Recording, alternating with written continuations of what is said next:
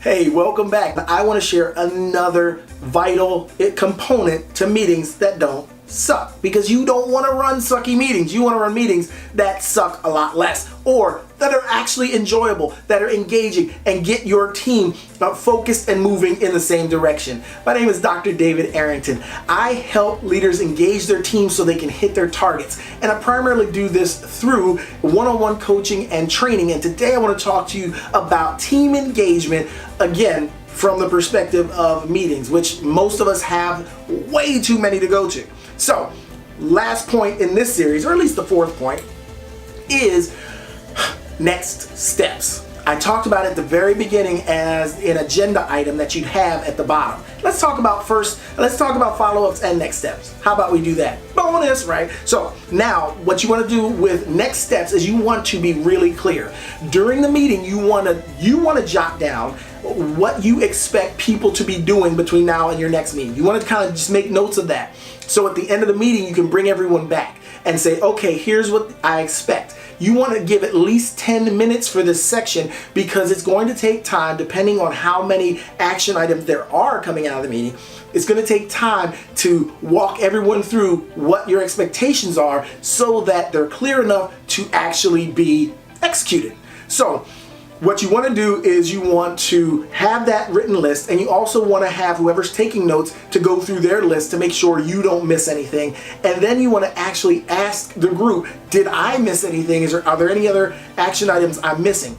What this will do is it'll keep everyone on the same page, and it will help you to share a bit of that responsibility for everyone being responsible for those things getting done between now and the next meeting.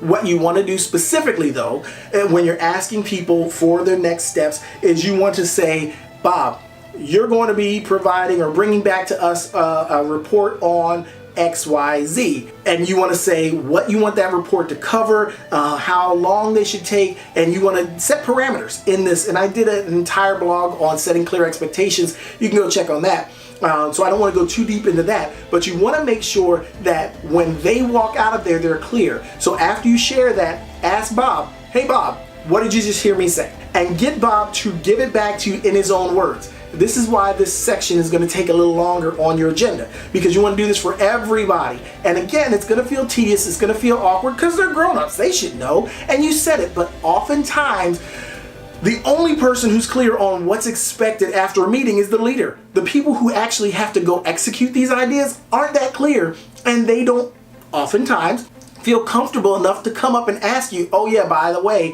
what did you mean when you said this? It's just reality. So you want to make sure that there's this accountability in the room before everyone leaves, and everyone knows what everyone else is supposed to be doing. And if they need to, this is a great time to say, okay, Bob, you need to go talk to Amy to make sure that you guys are on the same page, and if you guys are running into any trouble, come talk to me. This is how you coordinate and get people on the same page and working together in these meetings, because it's important, especially when you have these bigger picture items, that this is one step in a bigger project. This is where you start getting those people on the same page working together. And now we're in the next meeting, because I want to talk about follow-ups. Follow-ups are just as important. You bookend your agenda with follow-ups and next steps. So let's talk about follow-ups. Follow-ups are where you say, what did we get done? And what else needs to get done? So in this, we're not looking for excuses. We're looking for, did it get done? If not, then what do you need to get it done?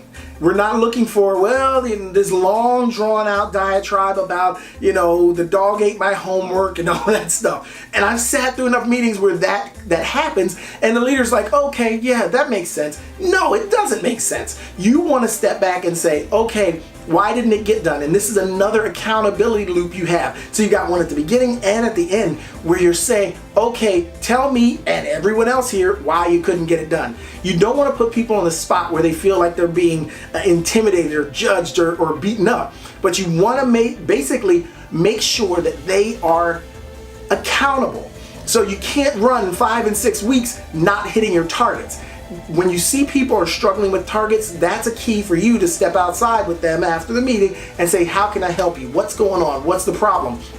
Because again, you want to give them a great chance to succeed. You don't want to set them up to fail. So you want to ask them at the beginning of every meeting, you said you're going to do this. Where are we with that? You said you're going to do this. Where are we with that? And if you start hearing excuses, call them on it. Say, I hear what you're saying, but back up. Tell me how we get back on track. Because you're not going to focus on the problems. You're not going to focus on the excuses. You're really trying to focus on those end results, the product of what they're supposed to be doing versus all the problems they're going through to get it done. So I wanted to share those 2 quick points to help you run meetings that don't suck.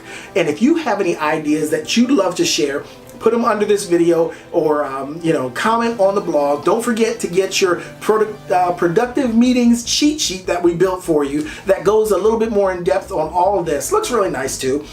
Until next time, make today count.